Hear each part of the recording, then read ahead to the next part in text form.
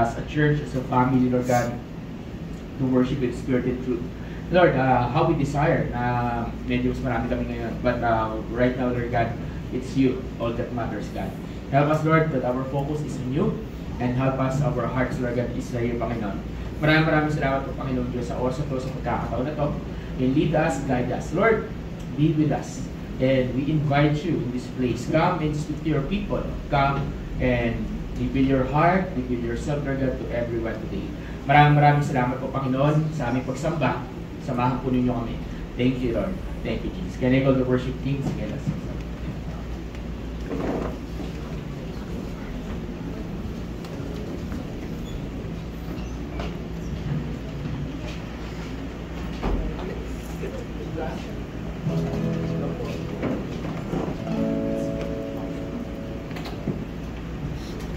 Alright, so handa na bang magpuri at sumamba bawat isa sa atin nandito ngayon?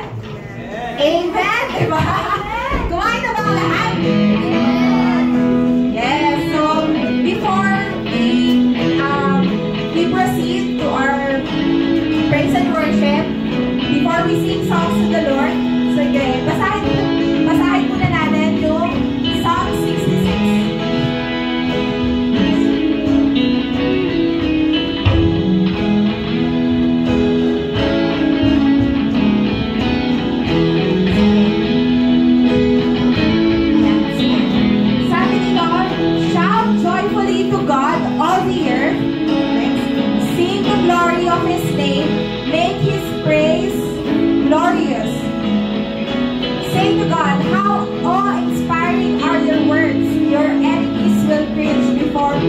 Because of your great strength.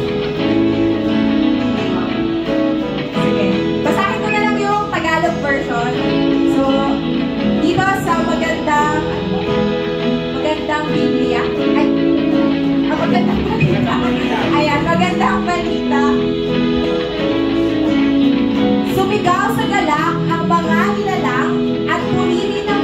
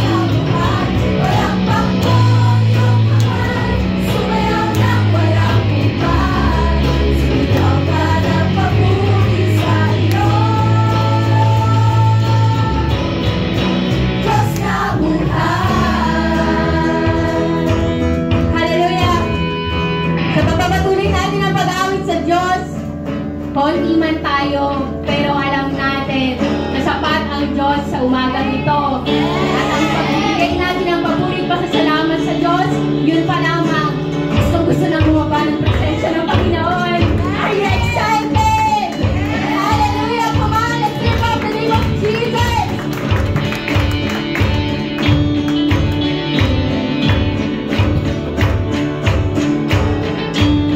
Sama-sama natin kantahin, ganap ng pag-ibig.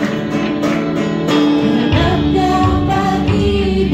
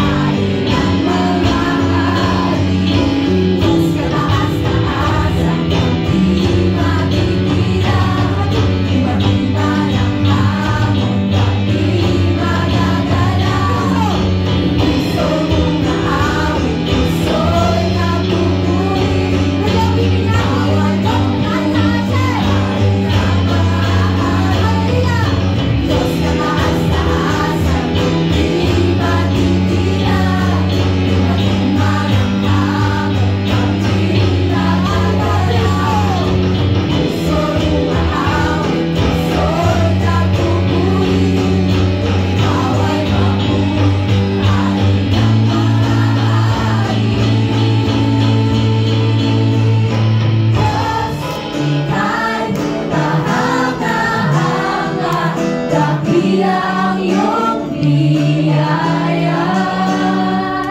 Salamat sa buhay, salamat sa buhay, o tunay na tagumpay.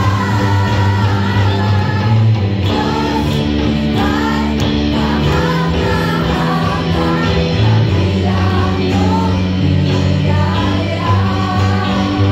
Salamat sa buhay, salamat sa buhay, o tunay na tagumpay. Diyos, ika'y kahanga-hanga, dakilang iyong biyaya. Salamat sa buhay, salamat sa buhay, o tunay na tagumpay.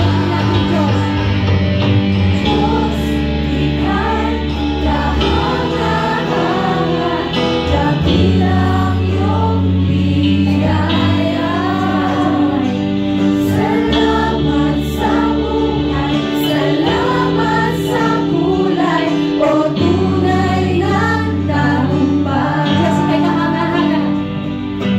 Diyos, ika'y kahanga-hanga, dakilang iyong biyaya. Salamat sa buhay, salamat sa kulay, o tunay na tagumpay.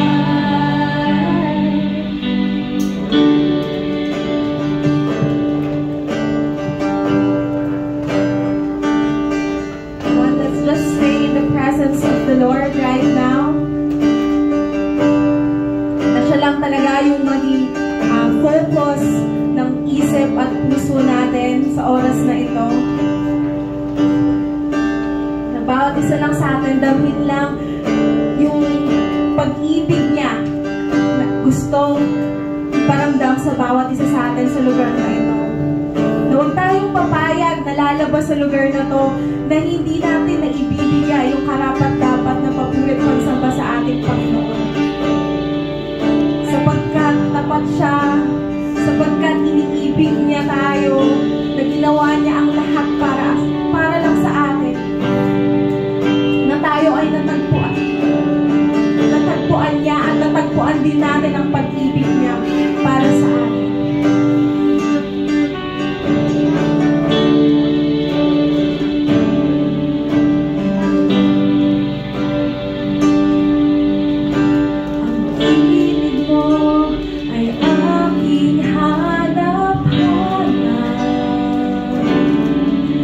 Sa gitna ng bawat takot at paghihirap, sa kabila ng aking pagkukulang, katapatan mo, O Diyos, tanging lahat. Minsan pawintin natin, ang tinig mo ay aking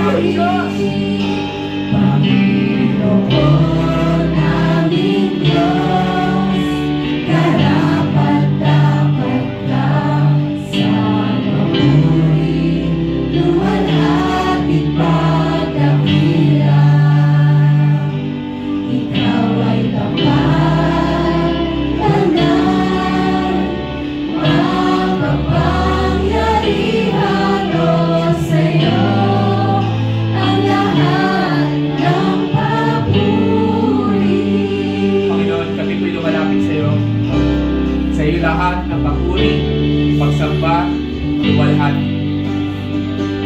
Wala pong papantay sa kawalhatian ng Panginoon. Maraming salamat sa pagkakataon na. Salamat, Lord, binigyan mo ang pagkakataon para awitan ka, sambahin, ipakita yung pagmamahal sa iyo.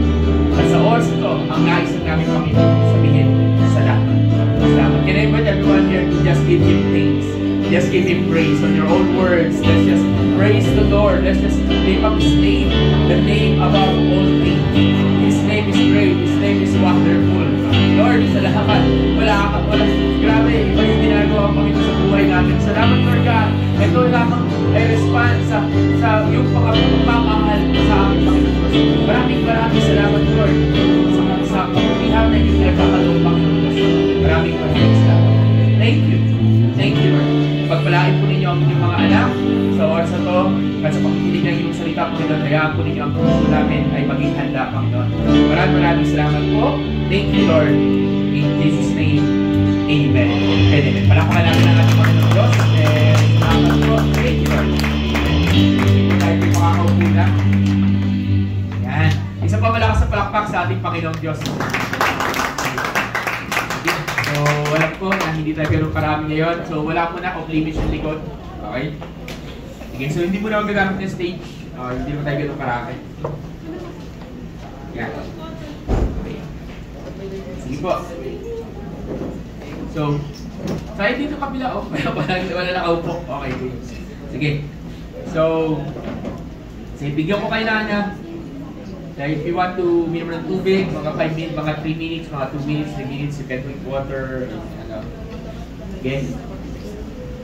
So, nagkaroon tayo ng mga bagong songs today.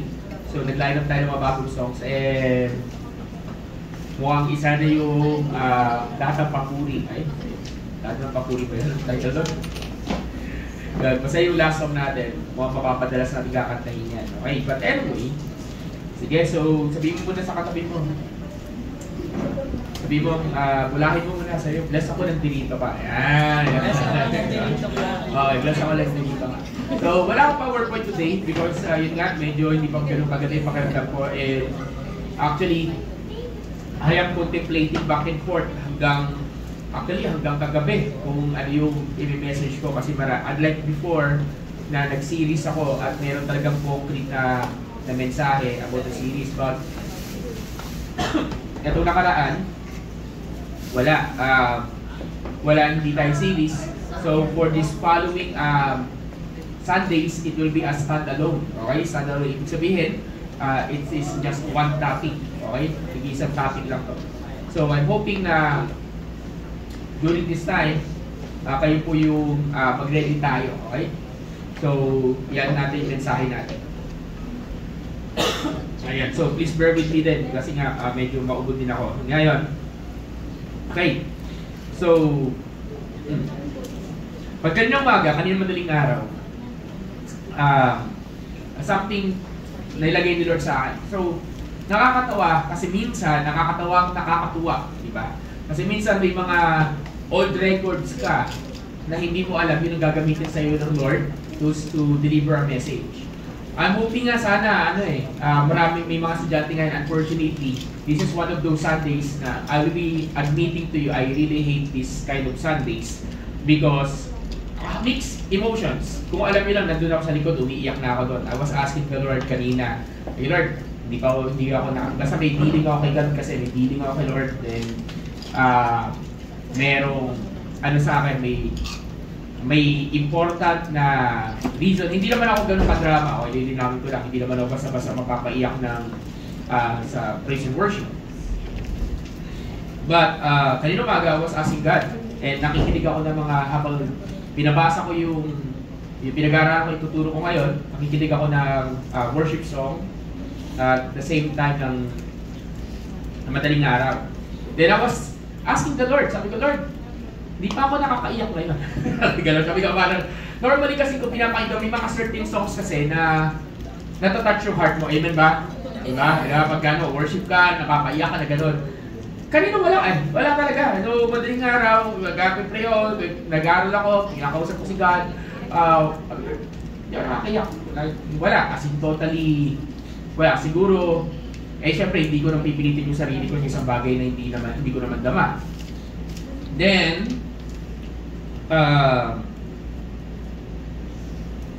sa unang song natin, okay na pa nagsasayahan yung mga tao. Doon ako piyak sa dito. At alam, sa mga nakakakilala sa akin, alam nyo na hindi pa sa nangyayari yun. So, ganun kalalim yung dealing ni Lord sa akin. Na during sumigaw ng papuri, o diba, kumakanta, sumasayaw, umiiyak ako sa likod. So that is God. That is God. Sometimes we don't understand His way. Sometimes, ipapakilala niya ang sarili niya sa iyo sa pamamaraan na hindi mo na-imagine. Amen po ba? Ipapakilala niya ang sarili niya sa pagkakataon na ganun. Kaya sabi ko, mixed emotion because there are people na I want to be here. Yung mga todo follow up, todo ano, but yun nga, sabi, Lord, wala. Ganito, yun nangyari. But sabi ko, Lord, sige, push tayo, forward tayo.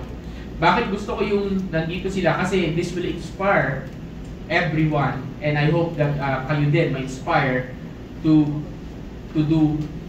keep pressing forward. Okay? To be faithful. Sabi mo, be faithful. Be faithful. Palakasan natin, be faithful. Be faithful. Yeah. Grateful. Be faithful. Be faithful. Okay. Because, yung share ko sa inyo, maaaring yung iba sa inyo narinig na to, it was in Luke chapter 5,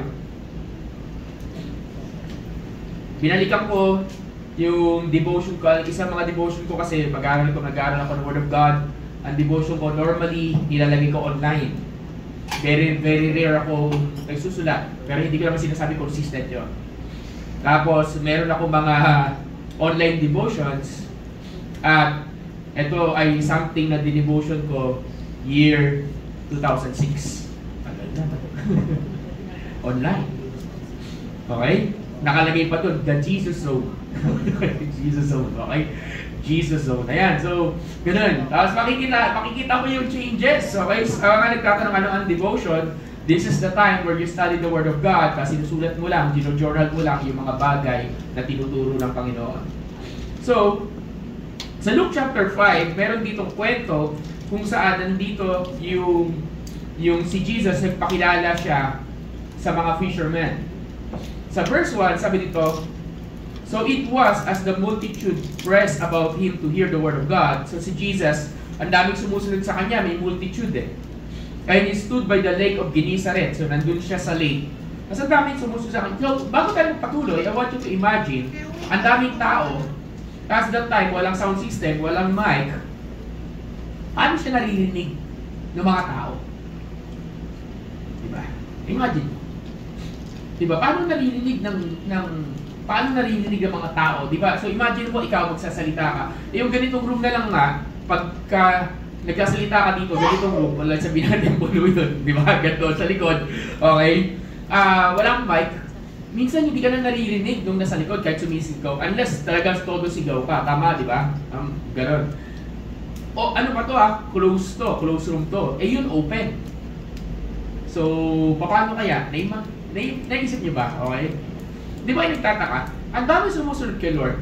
As meron pang one-time event na ang sabi doon, merong almost 5,000, 10,000 siya pinakain. So therefore, merong 5,000, 10,000 tao na sumusunod sa kanya, nakikinig sa kanya. Tapos nagtuturo siya. Question, paano nakakarating yung tinuturo niya doon sa pinakalikod? Diba? Galing, di ba? Okay? May study daw yan. Sabi nila, okay, hindi ako, sabi nila. Sabi nila, nakakatulong daw, this is back up daw by science, nakakatulong daw yung hangin, yung positioning mo. Kaya siya nandito sa shore, sa gilid. Kasi, dito yung mahangin eh. So therefore, yung boses mo, dadali ng hangin hanggang dulo. Ewan ko lang kung gaano kalakas yun. Dagdag na lang natin siguro, sa akin lang to dagdag na lang natin yung supernatural means. It means, kahit yun nasa dulo, naririnig niya kasi may supernatural power sa Lord. Diba? Ganon. So, ganon yung So, yun yung something na paano nangyari yun, diba? Parang nangyari yun. And that is what makes Jesus amazing. Amen? Diba? Diba? Bakit susunod sa kanya napakarami? Nakita, may milagro nangyari. Susunod. Pero hindi naman papayag si Lord na may milagro lang. Lagi bago siya mag-milagro, may turo yun. So combination yun ng turo, combination ng ministry o yung healing the sick, yung miracles na ginagawa niya, at combination din yun ng pagpapakain. So yan yung ministry, dyan umiikot ang ministry ng Lord. So dito, nandito siya stood by the lake of Gennesaret and saw 2 boats standing by the lake. But the fishermen had gone from them and were washing their nets. So, ito, alam na yung, sa mga matagal na sa Lord, alam na yung kwentong ito. So, nakakita siya dalawang bangka, nakita niya yung mga mangingisda, yung mga may-ari ng bangka na yung maaari, inuhugasan na yung kanilang mga lambat. Ibig sabihin, tapos na sila. Ibig sabihin, tapos na yung kung ano man ginagawa nila. Okay? This is in the morning. Then he got into one of the boats, which was Simon's, and asked him to put out a little from the land. Layo mo ng konti, Simon. Sabi niya, kung gaano kalayo yun ang wala akong idea. Sabi niya, Simon, layo mo ng konti. And he sat down and taught the multitudes from the boat. Take note, the word is multitudes, not crowd. Anong pinagkaibahan? Crowd, marami lang kayo. Multitudes, i-multiply mo yung crowds ng ilang beses. So, ibig sabihin marami to. Most probably, sabihin na natin nasa hundreds to. Sa hundreds, take note, hindi nakaupo si Jesus. Ano ginawa niya? He sat down. Okay, tama ba? Yan, he sat down and was teaching from the crowds. Sabi, tanong na naman, bakit naupo si Lord? Hindi ako mag-preach, magtuturo ako ngayon. Okay? Hindi ako mag-alala. This is very light lang. Bakit naupo si Lord? Sino magsagot? Pwedeng pagod. Pwedeng nangangalay. O pwedeng wala lang. Gusto niya lang. Hindi natin alam. Pero reality, naupo siya. At ituro, ibig sabihin, yung pagtuturo dito ng Lord, maaaring in a relaxed manner. Kasi pag ikaw nakaupo, nagtuturo ka, na nakaupo, medyo relax ka nun. Diba? Parang nakipagkwentuhan ka lang. Then sabi dito, isa ng top multitude from the boat. So, nagturo siya, ibig sabihin yung crowd, example, andito yung mga tao, tapos andito yung bangka, ibig sabihin meron siyang enough distance para marinig pa rin yung mga yung boses niya. Diba? So, hindi lang siya basta dyan lang. Hindi yung tipong, dito, dyan ka lang. Hindi, medyo may konting distansya siya. Then sabi dito, when he stopped speaking, he said to Simon, launch out into the deep and let down your nets for catch. The message for today, my title message today is launch into the deep. Okay. Launch. Launch. Pakawalan mo sa malalim. Launch out into the deep and let down your nets for a catch. Punta ka sa malalim. Ibig sabihin, nasa bangka niya si Simon. Nasa bangka niya yung may-ari ng bangka. Di ba? Sabi niya. So, sabi niya, then nagreklamo si Simon. Alam niya yung kwentong ito. But Simon answered and said to him, Master, we have toiled all night and caught nothing. Nevertheless, at your word, I will let down the net. Let's pause there. Si Simon ay isang matagal ng mangingisda. Si Simon, alam niya yung specialty niya. He is a fisherman. Alam niya ang technique, ang strategy. Alam niya kailan pinaka-the best manghuli ng isda. At ang pinaka-best manghuli ng isda kailan? Gabi. Sa gabi. Okay? Thank you, galing mo yun na. Okay. Sa gabi. Okay? O sa gabi. So nanguhuli ng isda si Simon sa gabi. So normally, kaya nga mapapanood niyo kung kayo nanonood kayo ng mga National Geographic, nanonood kayo ng mga mahilig kayo sa mga science channel, yan. No? So, mapapanood yung mga malalaking mga ferry, mga malalaking bangka na nanguhuli ng isda, gabi sila, nangingisda. Which is, at the same time, delikado kasi din yung pinakamaalon na panahon ng dagat. Pero ito nga, so si Jesus, according sa mga biblical scholar, ang kanyang trabaho ay, palagay niyo. Bakit siya naging karpentero?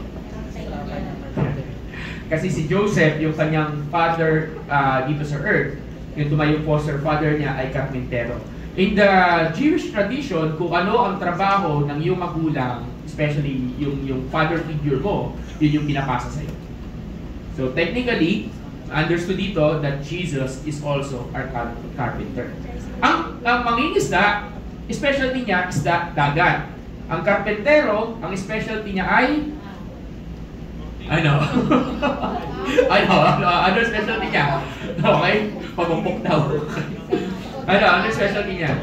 Mag-aayos, kahoy, di ba? Ganyan. Magamit, mga tools. Okay. Anong alam ng karpentero sa pangingisda? Di ba? Ano alam ng karpentero sa pangingisda?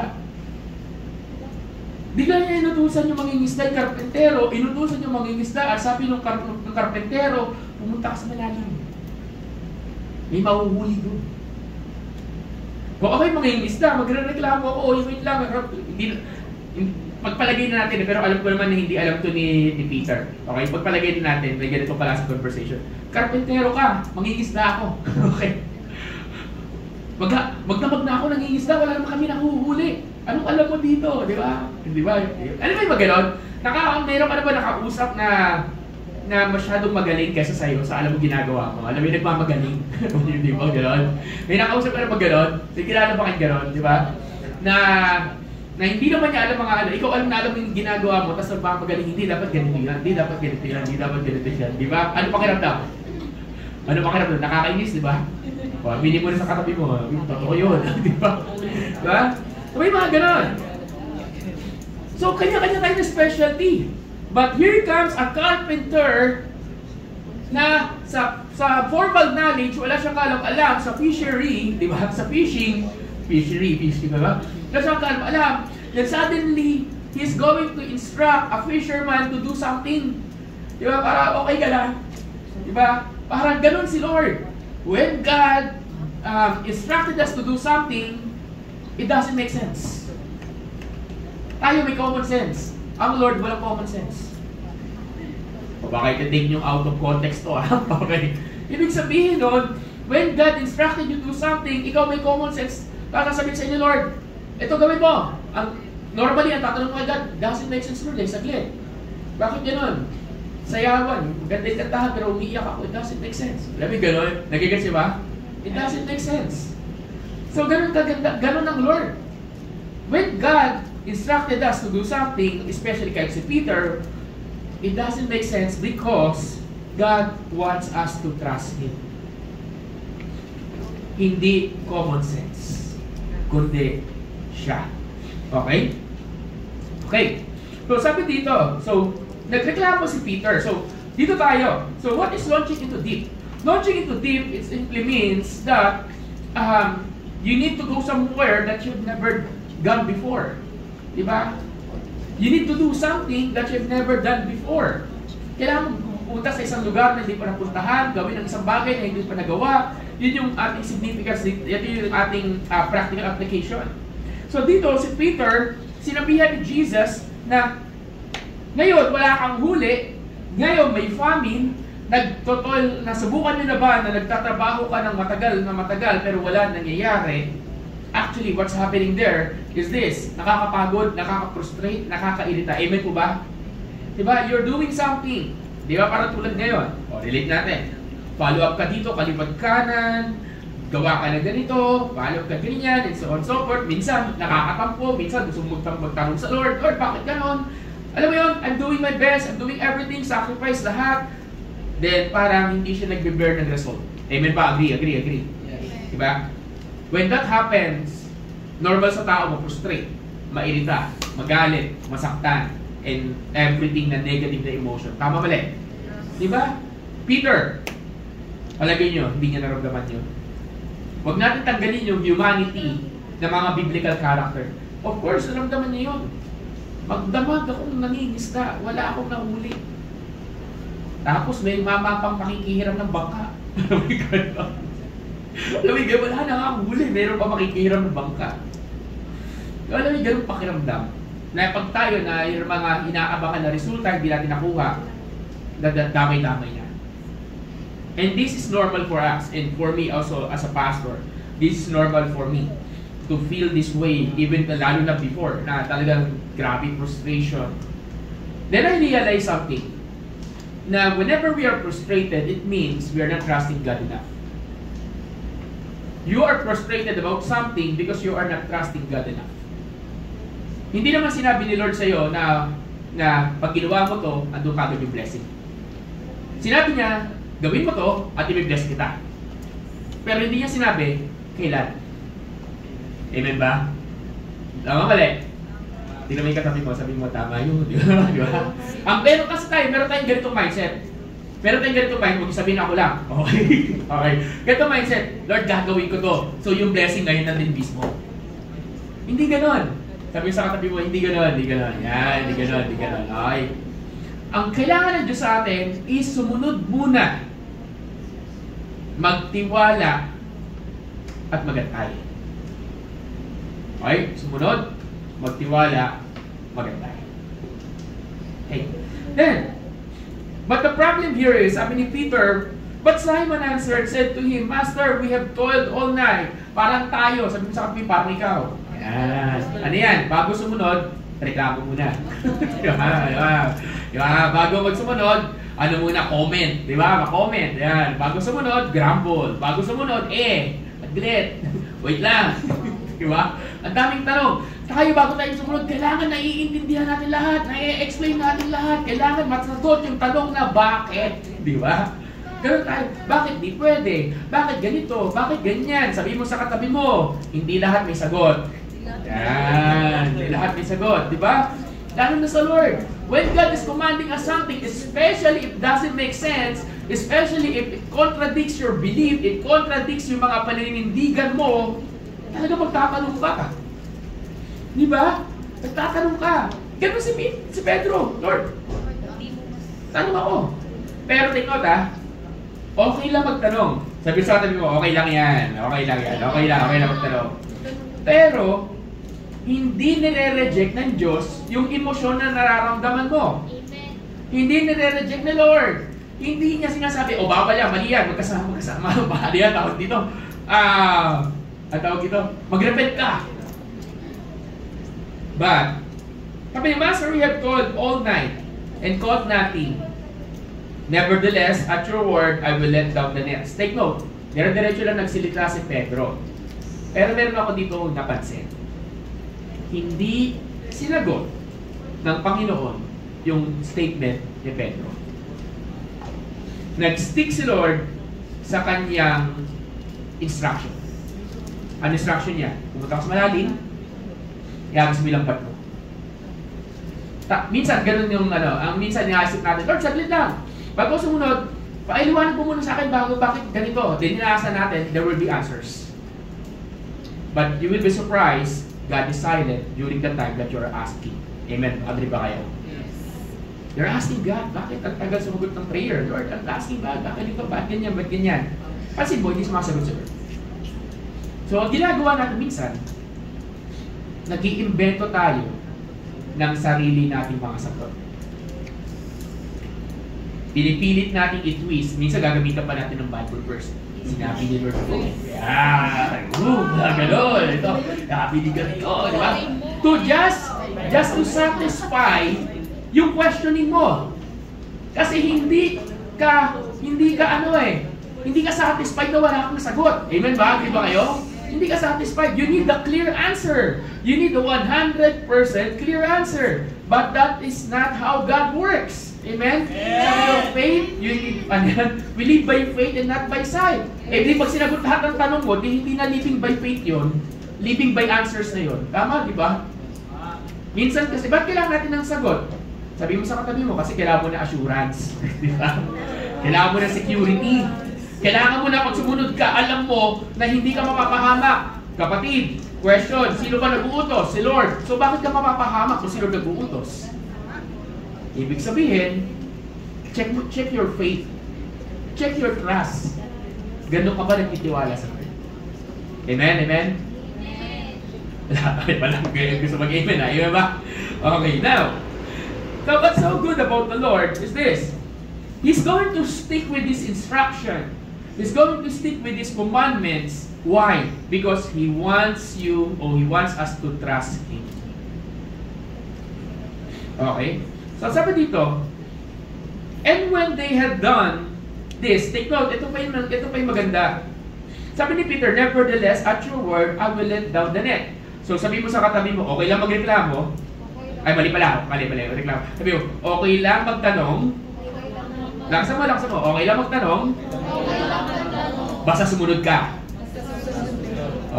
Laksan mo, isa pa, hanap kayo pa partner. Sabi mo, hanap kayo pa partner. Sabi mo, okay lang magtanong? Basta sumunod ka. Amen ba, amen? Problema kasi sa maraming Kristyano, nagtanong na hindi pa sumusunod. Diba? Nagtanong ka pa. Minsan nga, yung tanong mo, sinagot na nga eh. Hindi ka pa rin sumusunod. Ano ba talaga gusto mo? Diba? Huwag tayo magulo. Amen ba? May minsan, Lord, sagutin mo, susunod ako. Nung sinagot, hindi mo na gusto yung sagot. Hindi ka sumunod. Diba? Ganon. But Peter, nevertheless, obey the Lord. In obedience, there's a reward. In obedience, there's a blessing. In obedience, there's a breakthrough. And when they had done this, take note, hindi lang si Pedro may kasama siya. When they had done this, they caught a great number of fish, and their net was breaking. Ang dami daw, sumunod, biglang ang daming nangyari, ang daming niyang na-harvest, ang daming nakuha. Diba? Ang dami niyang nakuha.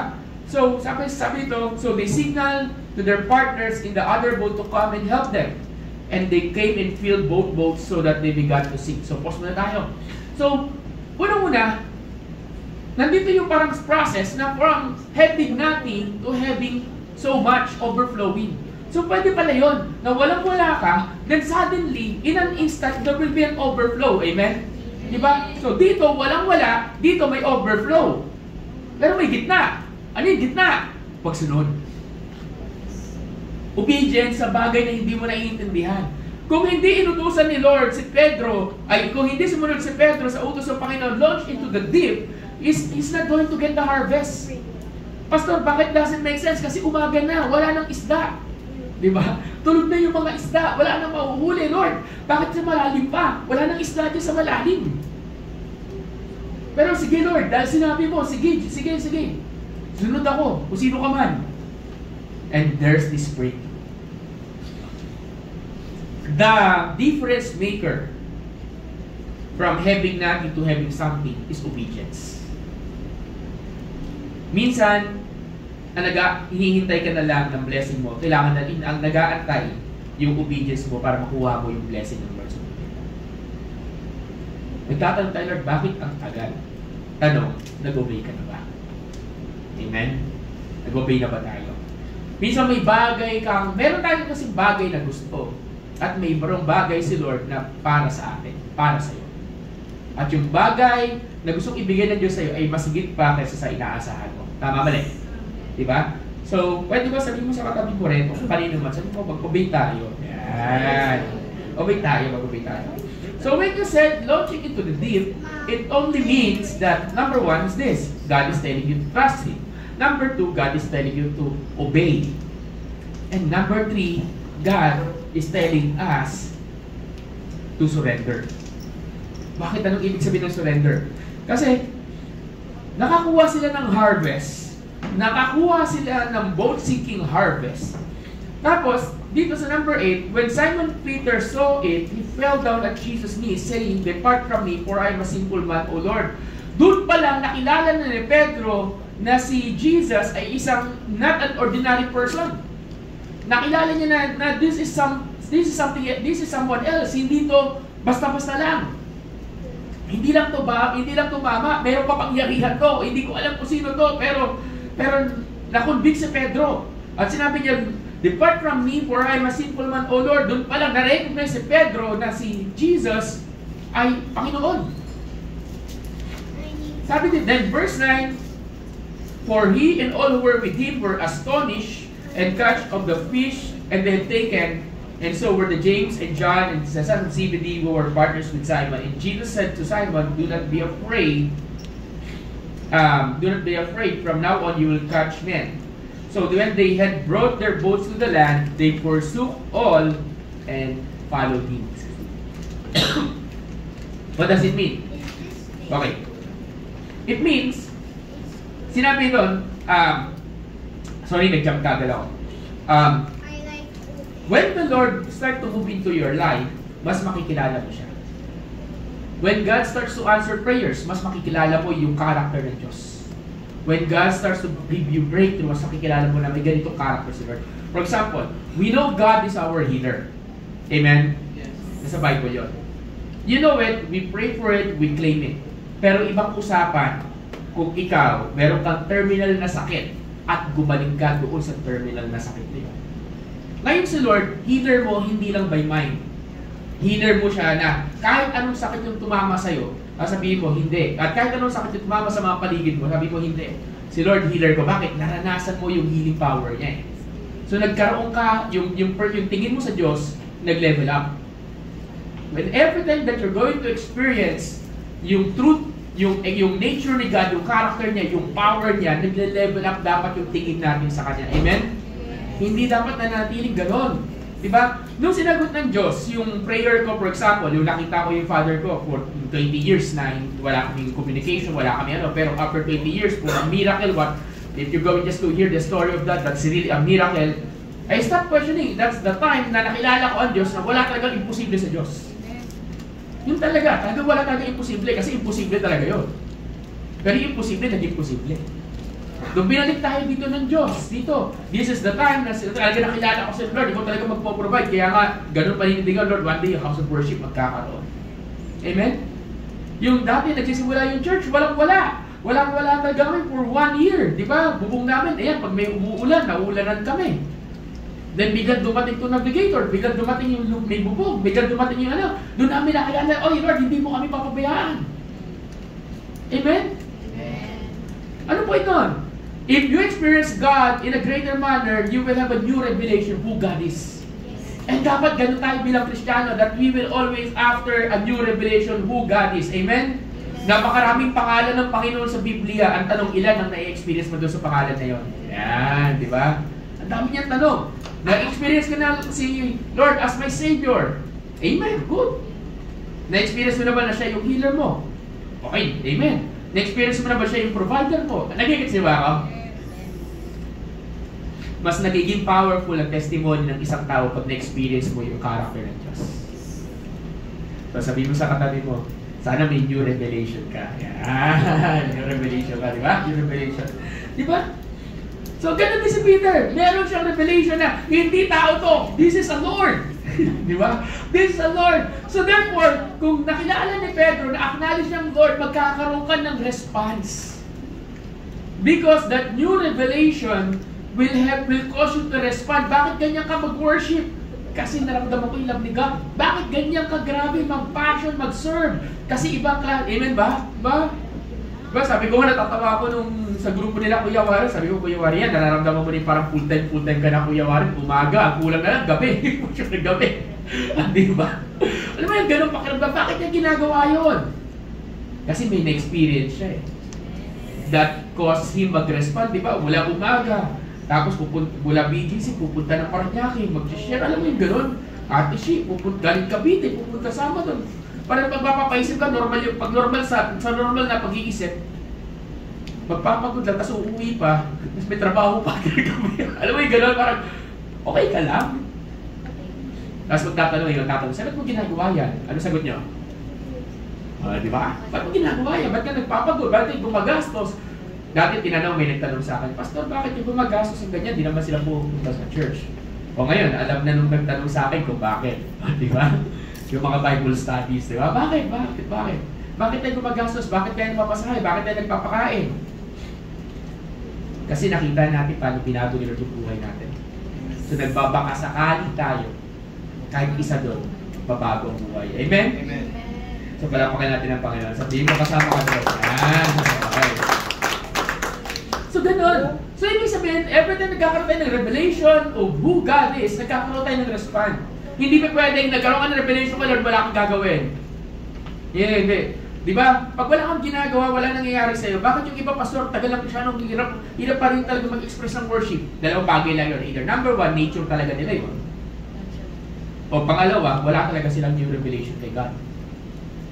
Kasi may kilala talagang pastor na talagang pag nag-worship niya, nakatayo lang talaga siya. Yan. Pero worship na yun. Pag nasumasayaw siya, pag nagsasayawan, yun na talaga. Yun na talaga, nakatayo siya, nakatayo. Yun talaga yun. Yung dati kong pastor, si Pastor Jerome Ocampo. Yun talaga, yun na yun. Hindi mo siya mapapatalon. Palapak niya, ganun lang. Yan na yan. Yun na yun. Pero matinding worship na yun. Di ba? Matinding worship na yun. So, ano point ko? Pero minsan, may mga tao makikilala tayo. Bakit gano'n? Maaaring hindi pa nila nagkakaroon ng new revelation sa Lord. Kaya tayo, as people of God, we need to inspire them, we need to motivate them, we need to teach them. Amen? Yan. So, ganun si Peter. Now, sino ready dito sa harvest ng Lord? Yes. Are you ready? So, sabi ko kanina, God, you're asking God for something from nothing, then you will have an overflow. Pero sa gitna nun, nandun yung obedience. Nandun yung obedience. Sabi sa Bible, for those willing and obedient, they will eat the best of the land. Kung willing ka, obedient ka, you will eat the best of the land. Pero at the same time, merong tamang oras kung kailan ibibigay ng Diyos sa iyong pagpapala. May tamang oras kailan ibibigay ng Diyos ang harvest. Even myself, ngayon, parang nilalabanan ko ngayon sarili ko, ito yung preaching ko, pero tinitingnan ko yung tao ngayon. Then sabi ko, Lord, sige lang, okay. Bakit? Kasi nakita na rin ng mata ko, paano napuno itong lugar na to? Ang hindi lang nakikita ng mata ko, yung napupuno itong lugar na to every Sunday. So that is something that I'm waiting. Diba? Lord, ito lang kami ngayon, ito yung inaabangan namin, Lord, nag-o-obey naman kami, kailan to? During sa time of waiting, yan sabi mo, waiting, during sa time of waiting, yan. As we wait for the answered prayers, as we wait for the harvest, as we wait for the breakthrough, this is what you need to do. Sabihin mo, worship. Lakasin natin, worship. Bakit? When Simon Peter saw it, he fell down at Jesus' feet. What is that? It means worship. It means humility. Depart from me, for I am a simple man, O Lord. A person that is waiting before the Lord is willing to humble himself and worship God. As we wait before the Lord, let's learn these two things. Humility and worship. Yun lang yung difference maker. Gawin mo yung pinapagawa sa'yo ng Diyos. Patuloy mo siyang gawin. Habang ginagawa mo, patuloy ka magpakumbaba at patuloy kang sumamba. Ulit-ulitin mo lang. Obey, be humble, worship. Obey, be humble, worship. Be humble. Alam mo gano'n? Ulit-ulitin mo. And darating ang panahon na biglang out of nowhere. Sabihin mo natin, lakasan natin, sabihin natin, suddenly. Suddenly. Ano yung suddenly? Suddenly, biglaan, in an instant, biglang nandyan na siya. Amen? Alam niyo nangyari dito? Di ba? Ano nangyari dito? 1 week. Di ba? 1 week mula doon sa in 1 week, bigla kayong binalik ni Lord dito sa lugar na to. In 1 week, suddenly. In 1 week, bigla mamaya, baka mamaya, suddenly, bigla may magbigay sa'yo ng malaking pera, di ba? Amen. Suddenly. May tanong, anong gagawin mo? Gagawin mo doon? Para saan? By the way, dagdag ko lang. Bakit binibigay ng Diyos? Kasi desire? Hindi. Kasi may gusto siyang patunayan, pero kadalasan, yung blessing na ibibigay sa iyo ni Lord, meron siyang purpose. Sabi mo, purpose. Meron siyang purpose. So whenever God is asking you to go into the deep, ibig sabihin, find the purpose of the Lord. He's calling you to find His purpose. He's calling you to trust Him. He's calling you to obey. He's calling you to find your purpose. Okay? He's calling you. And whenever, anong purpose nun? Nung harvest na yun? Para hindi lang si Peter yung makinabang. Pero sabi ito, when Peter, sabi ito, verse 7, so they signaled their partners in other boat to come and help them, and they came and filled both boats so that they began to sink. Hindi sinarili ni Peter, oh, may harvest kami. Amin lang to. Diba? Hindi ganon.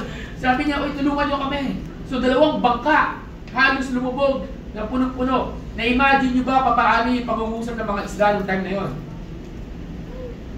Ay daw, sabi ni Dilo. Diba? Imagine ninyo. May tanong ako, paano nangyari na yung mga nagkaroon ng ganong harvest and maaari na ganito nangyari na yung mga isda bigla, uy, andyan na yung lambat, andyan si Jesus, kinukuman tayo. O, tawid na, akit na, andyan na yung lambat, punta na tayo doon. Binuhin mo yung mga isda na tumatalog doon sa bangka. Yung mga isda na tumatalon doon sa lambat. Na-imagine niyo yun, di ba?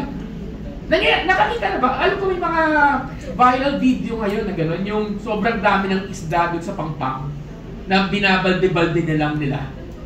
Nangyayari talaga yun. Okay? Sa mga hindi naniniwala, nangyayari talaga yun. Okay?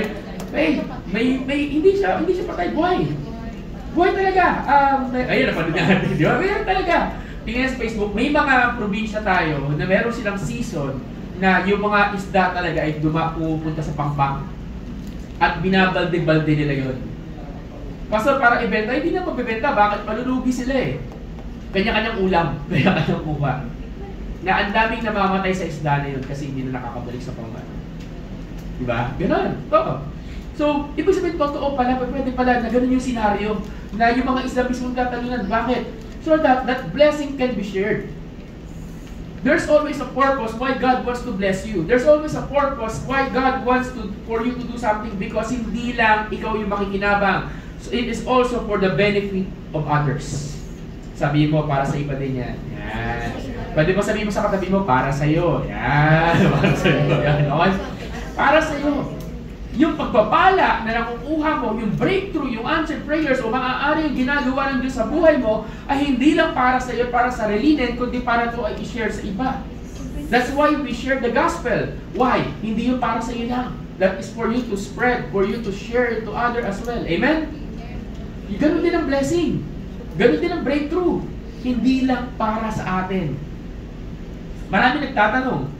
Di ba? Minsan magtatanong na lang nga eh, na bakit ako pakain ng pakain?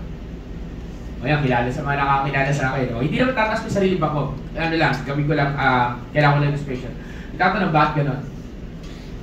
Siguro kasi naranasan ko yung panahon na wala. Naranasan ko yung panahon na, hindi ko naman sinasabi meron ako, nilinawin ko lang, okay? Naranasan ko yung panahon na nagsaserve ako sa Lord and nangungutang ako ng pagkain ko sa tindahan. Naranasan ko yun. Naranasan ko yung panahon na nilalakad ko yung Bible studies. And these are real story.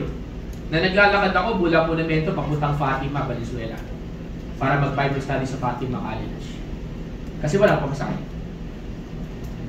Diba? Tapos full-time ako. Full-time man. Diba? Hindi ako siniserve ng Lord. Hindi ako hindi ako transport at church during that time. So ito nga yung Bible study ngayon, napaka-bless kasi we are trying to do something para masuportahan. But before, wala talaga. As in, totally wala. Uuwi ako, pamasayo. So ganun, yun naranasan ko eh. Why? Siguro yung dahilan naranasan ko so that I can also do something in the future, not knowing na years ago, while I'm doing that, not knowing na one day, God will make me a pastor. Malay ko ba? Walang ko lang magiging pastor time ngayon, sinabi ko sa Lord, sana hindi na. Hindi ka pala. Okay? Hindi. Not knowing. So sabihin mo, sa katabi mo ulit, hindi lang para sa'yo. Yan. Hindi lang para sa'yo. Diba? Amen? Amen ba? Amen? Wala ko narinig. Amen ba? Amen. Ayan. Okay? Kaya maganda nga yung ginawa natin sa food ministry dito. Yan. Nag-share sila. Yan. Diba? Iba-iba. Okay. Sino na excited mamaya? Mukhang sarap yung aming merienda mamaya. Yan. Okay. Okay. Now,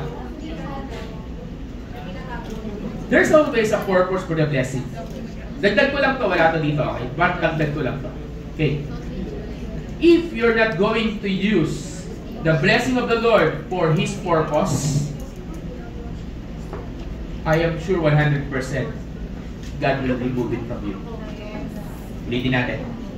If you're not going to use the blessing of the Lord in your life, the one that He has given you, 100% is going to remove it from you. Maaaring nandiyan yung pera mo, pero wala yung kapayapaan mo. Andiyan yung kapayapaan mo, pero wala yung pera mo. Anong gusto nyo? Okay, we're not talking here of money, lilinawin ko lang, okay?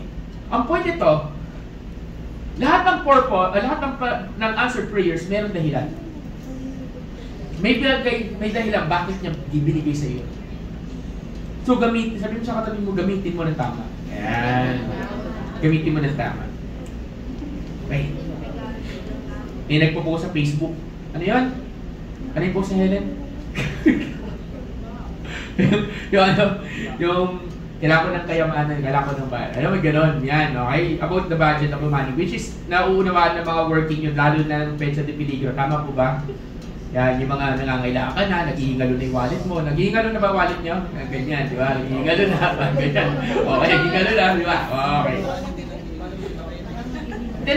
Then nag-post ako. Sa mga hindi nakakaalam, hindi tayo prosperity gospel, linawin ko lang ha. Pero ang dream ko, marami, even since, ang dream ko, this, alam na ito ng mga tao, we're going to wrap up with that already. Marami nakakalam ito na ang dream ko is, marami dito magkaroon ng sariling bahay, diba?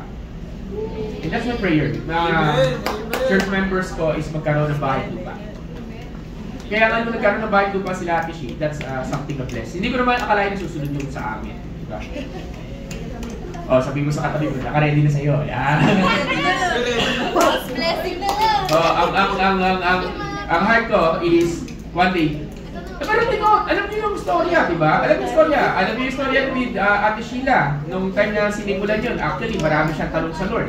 Parang Pedro, diba? Lord, bakit kumuha sila mga ng pag-ibig? Bakit? Hindi nyo alam, ganon. Fast forward tayo. Yung pala yung gagamitin na lugar nila sa bahay nila ngayon. Amen, amen?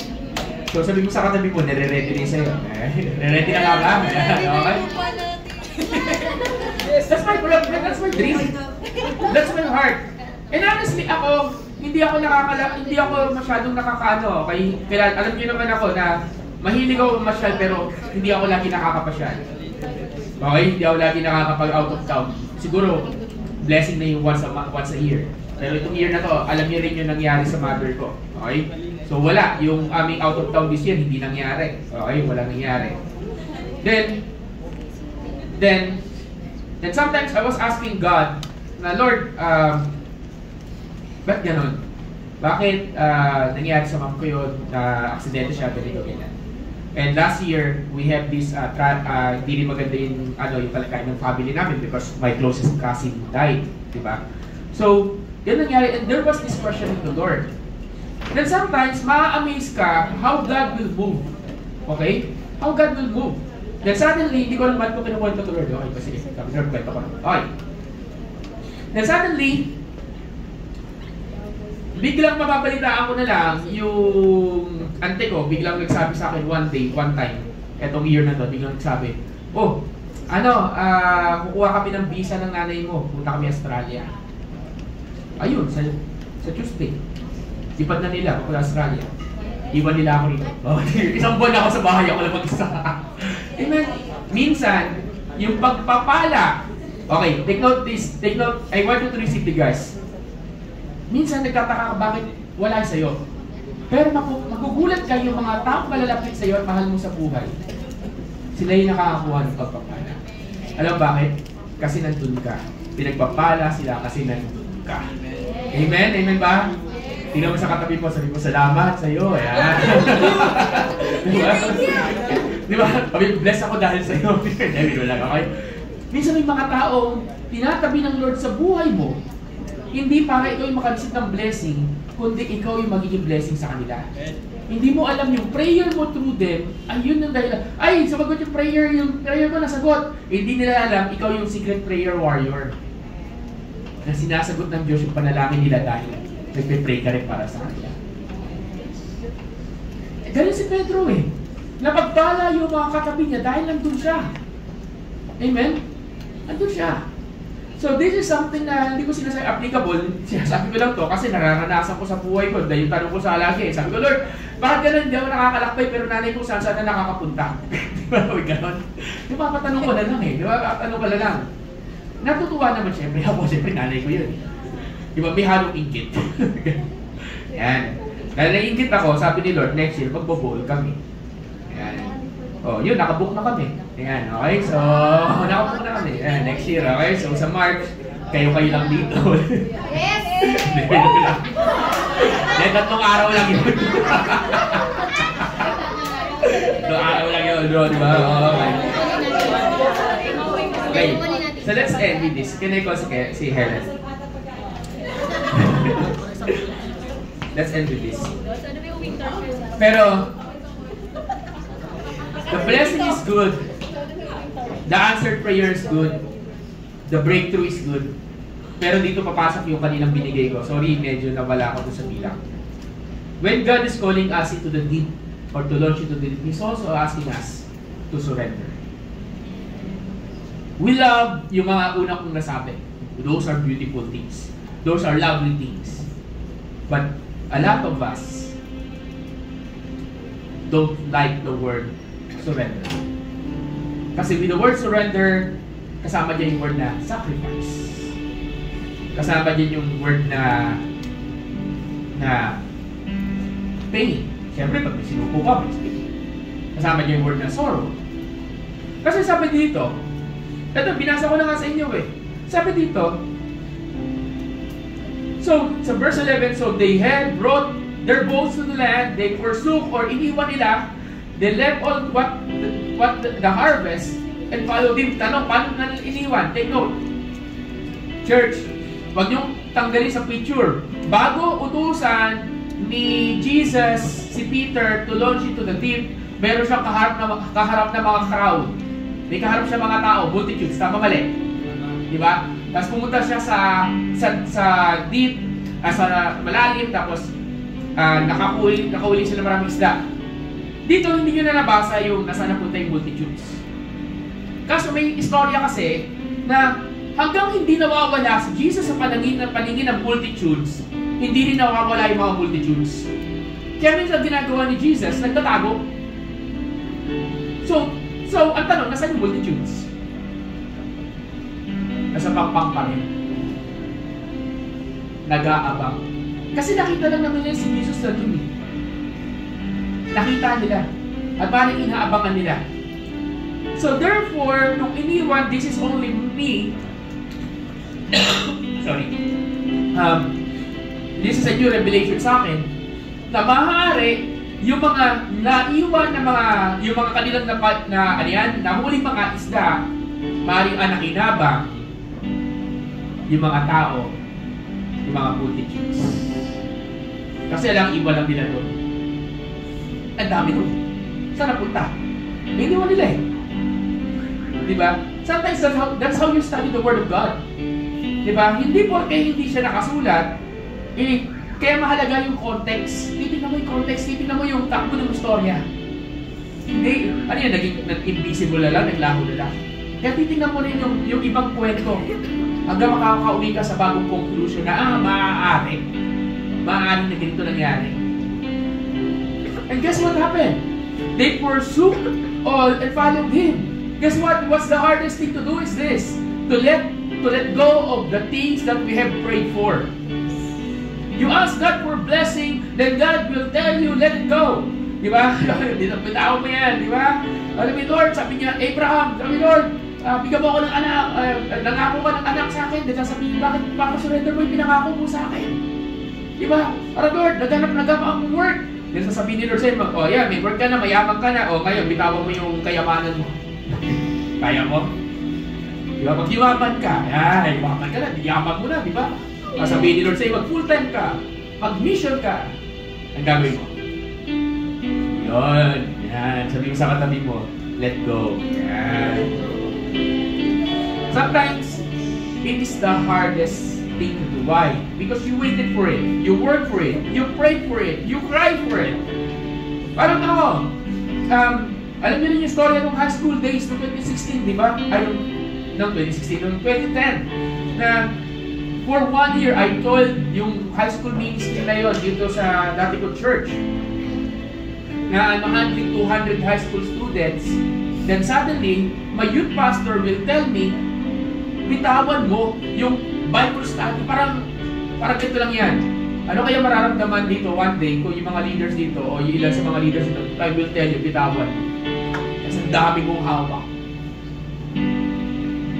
Gagalit kayo sa akin. Nire-ready ko na yun eh. Kasi darating yung panahon na yun eh. Diba? Diba? Darating yun. Na God will ask you to surrender something. And sa akin, naway ko talaga nakipagsagutan ako sa yung pastor. Kung ano gagawin ko? Hindi ko naiintindihan. Na sometimes God wants you to let go of something because that's the only time that God, you're going to discover something about yourself. Hindi ko na-realize na during that time, naging mayabang na ako. Naging mayabang na ako. Kasi dami kong hawak. Tapos yung mga leader mo, hindi gumagalaw. Ako lang gumagalaw. Wala ko yung ganun sa ganun yung mga ganun yung mindset ko. Ba't sila hindi sila gumagalaw? Ako lang gumagalaw. Eh during that time, di pa pastor. Siyempre ngayon, alam ko na, naiintindihan ko na. When we are waiting for something, when we are working for something, when we are praying for something, then God will tell, then nakita mo yung harvest, then God will tell you to surrender it. It's painful. It's hard. You're going to question God again. Yung pagsunod mo nga sa Diyos, kanina, para makakuha mo yung harvest, nagtatanong na tayo, mas lalo magtatanong tayo ngayon, kasi binigay na ng Diyos yung sagot mo eh. Parang, Lord, bakit? Nakita ko na yung tatay ko ngayon, hindi ko na naman nakikita. Ikaw, aray na yung tanong. Alam bakit? Pinapasurrender ni Lord? Simple lang.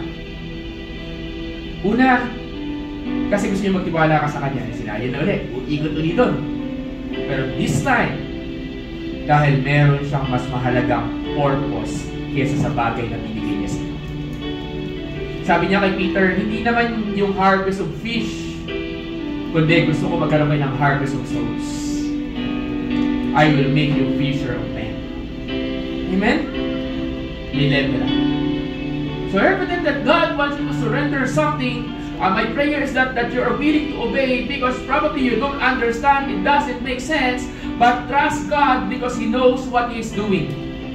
And one day, magta-throwback ka, ano sabihin mo, kaya pala. Minsan, iniiwas ka ni God sa pain, kaya niya pinapasurrender. Ngayon kasi masaya ka, kaya mahirap i-surrender. Minsan, binibigyan ka nila ng bagong direksyon. Minsan, gusto mo yung direksyon kung nasaan ka, kaya ayaw mo i-surrender. Minsan, ginagawa ni Lord, pinapasurrender niya sa'yo kasi meron siyang inahandang bagay na hindi lang sa'yo, para sa'yo, kundi para sa family mo. Pero ngayon, kontento ka kung ano meron ka. Always remember this. Whenever God is asking us to surrender, hindi niya sinabi hindi ka masasaktan. Hindi niya sinabi hindi ka iiyak. Hindi niya sinabi na walang mangyayaring bagay sa'yo. Pero sinasabi niya lang, in our surrender, you will find yourself complete. In your surrender, you will find yourself complete. Can I ask everyone to stand up?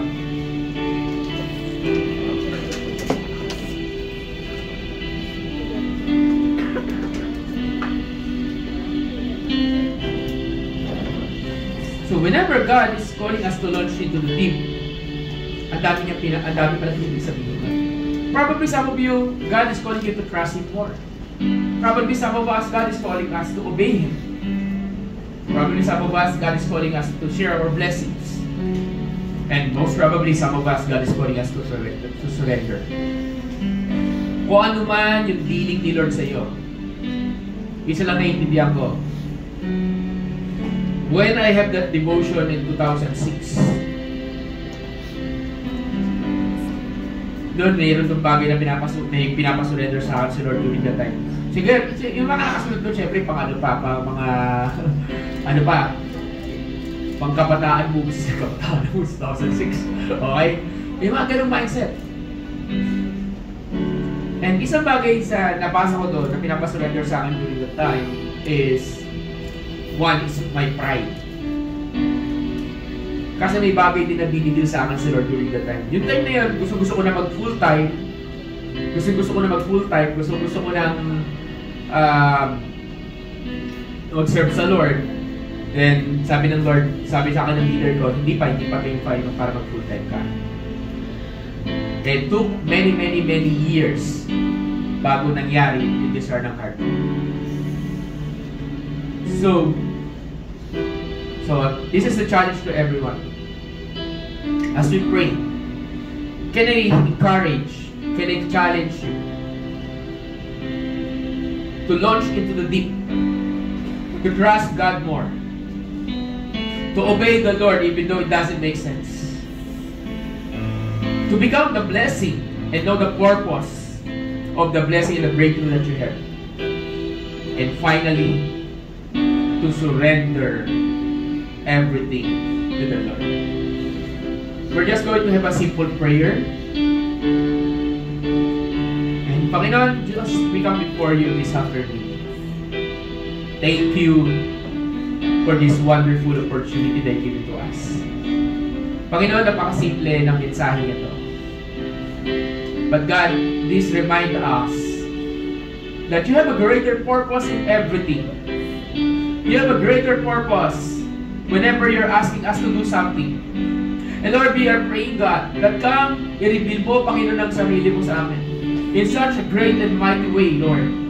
Praying, God, that through this revelation that we may be able to trust you more, that we may be able to obey you more, that we may be able, Lord, to do the things that you're asking us to do for others. And finally, Lord God, that we may be able to surrender the things that you want us to surrender. Lord, here we are, asking for forgiveness. Sa minsan, tiga sa ulo namin eh. Tiga sa ulo namin. But today, renew our commitment, renew our mind, renew our heart, and give us the courage to obey. Tulad ni Pedro, Panginoon. And one day, tulad ni Pedro, tulad na paano mo siya ginawang fisher of men, that we will find our calling, we will find ourselves doing the things that you have called us to do. Bless everyone today, God. And we're praying, God, na kayo po ang siya mamuna gumalaw. And tulad ng paano mo pinakita sa akin mga bagay-bagay, Lord, I pray that you will show yourself great and mighty among your sons and daughters who's here right now. Even yung mga wala dito, Panginoon. Lord God, salamat, Panginoon, sa kabutihan, sa pagmamahal po ninyo. Thank you, Lord. Thank you, Lord. And this we declare in Jesus' name. Amen and amen. Pwede ka ang alam ng partner at sabihin mo sa sabi mo, launch into the deep. Yan. Sige, magbilisan lang na offering tayo kasi overtime na tayo. Okay? Mag-victory song tayo. Okay? But can I ask yung offering box? Offering box.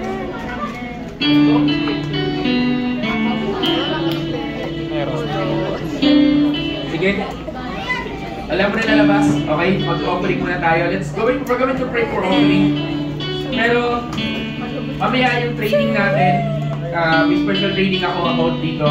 Dito na lang. But mag-pray muna tayo for offering natin. Lord, maraming salamat po, Panginoon, sa kabutihan po ninyo. Bless this offering, Lord God, for your purpose and for your glory, God. Thank you sa kabutihan po, mamahal po ninyo. And Lord, naniniwala kami, the breakthrough, the overflow is coming, Lord God. Thank you, Lord. We bless you, we love you. In Jesus' name. Amen. Sige po tayo po yung bigay.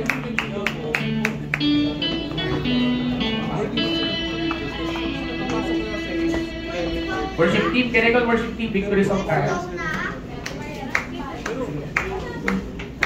Sige, let's end it lang.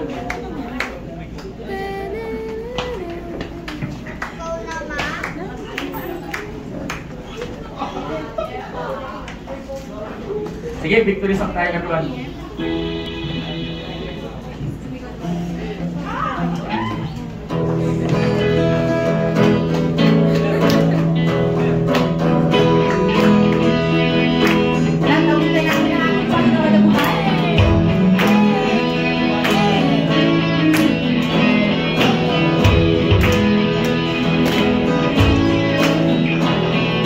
Nais ko umawit ng papuri pagsamba kasama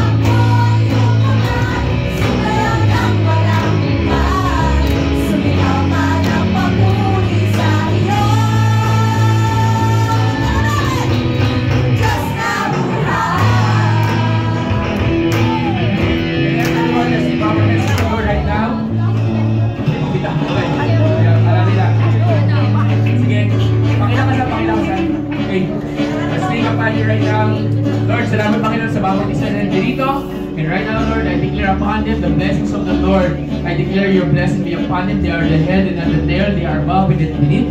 I speak favor be upon them. I speak healing, restoration, and revival. I speak breakthrough after breakthrough, Lord. Maraming salamat sa buhay ng bawat isa, Panginoon. Pagpalain po ninyo ang bawat pamilya, ang bawat tahanan na being represented right now, Lord. At Lord, kayo po ang siyang patuloy na gumalaw, maghari sa buhay ng bawat isa, Panginoon. Pagpalain po ninyo ang buong linggo, and beyond, itong buwan na ito, Panginoon, sa buhay na yung mga anak. And we speak this in the mighty name of Jesus. And everyone says,